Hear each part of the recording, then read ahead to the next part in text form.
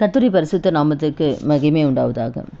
இன்றைய வசனம் சங்கீதம் 34:4.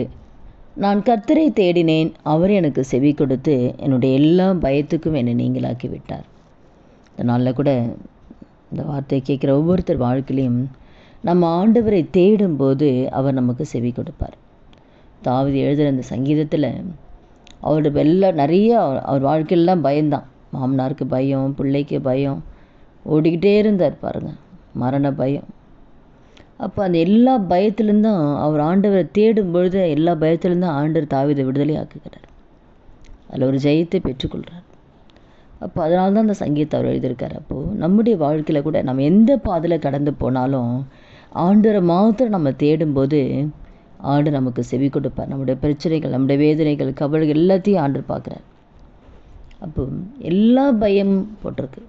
வியாதி குறித்த ஒரு பயமாக இருக்கலாம், டாக்டரில் கைவிடப்பட்ட நிலையில் இருக்கலாம், இல்லை கடன் பிரச்சனை குறித்த ஒரு பயமாக இருக்கலாம், பிள்ளைகளுடைய எதிர்காலத்தை குறித்த ஒரு பயமாக இருக்கலாம், பிள்ளைகளுடைய திருமணக்காரில் அடக்கலைன்ற ஒரு பயமாக இருக்கலாம்.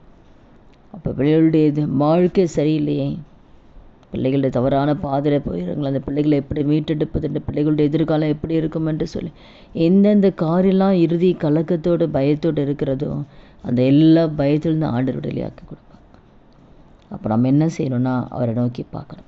எல்லா சூழ்நிலையுமே அவரை மாத்திரம் தேடணும். தேடி நம்முடைய வாழ்க்கை ஆண்டோடைய கருத்தில் ஒப்பு கொடுக்கும்போது நிச்சயமாக நம்முடைய வாழ்க்கையில் இருக்கிற எல்லா பயத்திலிருந்து ஆண்டவர் விடுதலை கொடுப்பார்.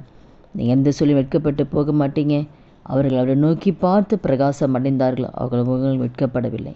அப்போ நீங்கள் ஆண்டரை மாத்திரம் நீங்கள் பார்க்கும் பொழுது நிச்சயமாக நீங்கள் எந்த சொல்லியும் வெட்கப்பட்டு போகவே மாட்டீங்க. ஆனால் எந்த சொல்லி நம்ம மனுஷனை பார்க்கக்கூடாது.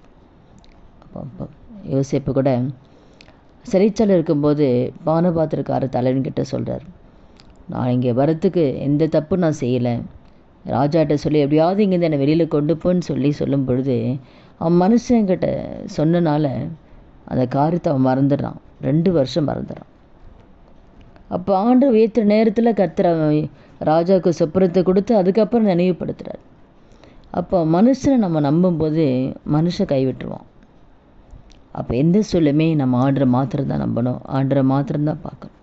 அதனால் இந்த வார்த்தை கேட்குற ஒவ்வொருத்தர் வாழ்க்கையில் எந்த காரியத்தில் மனுஷன் நம்பாதீங்க, கர்த்தரை மாத்திரம் பாருங்கள்.